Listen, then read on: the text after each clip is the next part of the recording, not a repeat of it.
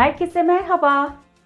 Kışın içinizi ısıtacak, kaşık kaşık, tabak tabak, bıkmadan, usanmadan içebileceğiniz tarhana çorbası tarifiyle geldim. Ayrıca kanalımızda tavuk soslu bir tarhana çorbası tarifim de var. Ona da bir göz atmanızı mutlaka tavsiye ederim. Malzemelerimiz 1 su bardağından 1 parmak eksik tarhana, 1 yemek kaşığı domates salçası, yarım çay bardağına yakın sıvı yağ, 5 diş samırsak, 7 su bardağı soğuk su, biraz kaynar su, nane, pul biber, karabiber, tuz. Ocağa tenceremizi aldım. Ocağın altında yaktım. Yağımızı da tenceremize alıyorum. Üzerine tarhanamızı ilave ettim.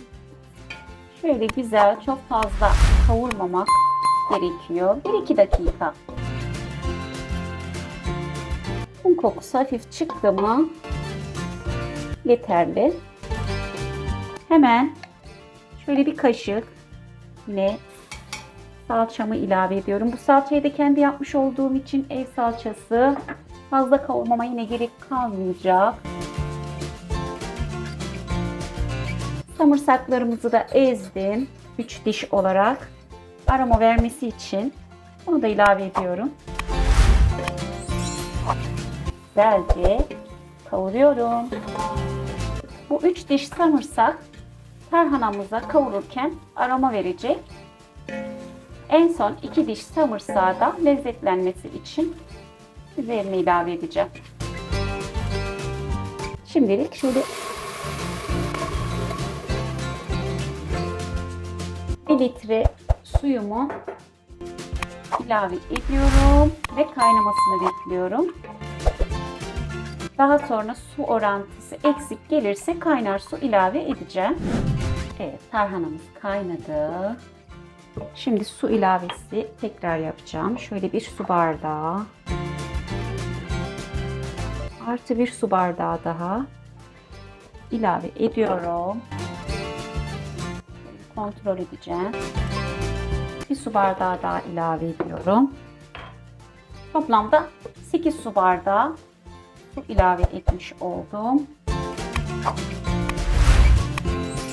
Artı üzerine şöyle 1 çay kaşığı pul biber, 1 çay kaşığı karabiber. Lezzetlenmesi açısından yine damak tadınıza göre baharatlarınızı ayarlayabilirsiniz. Tuzunuzu da damak tadınıza göre ayarlayabilirsiniz.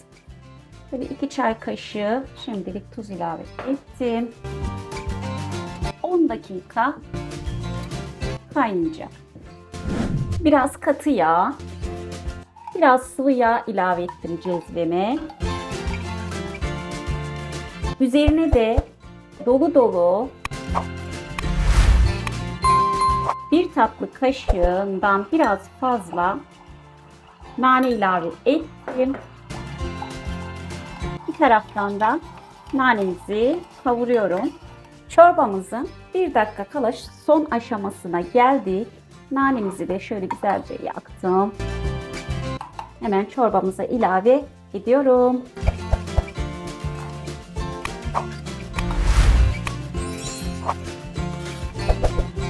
En son samırsakları da ilave ediyorum 2 diş.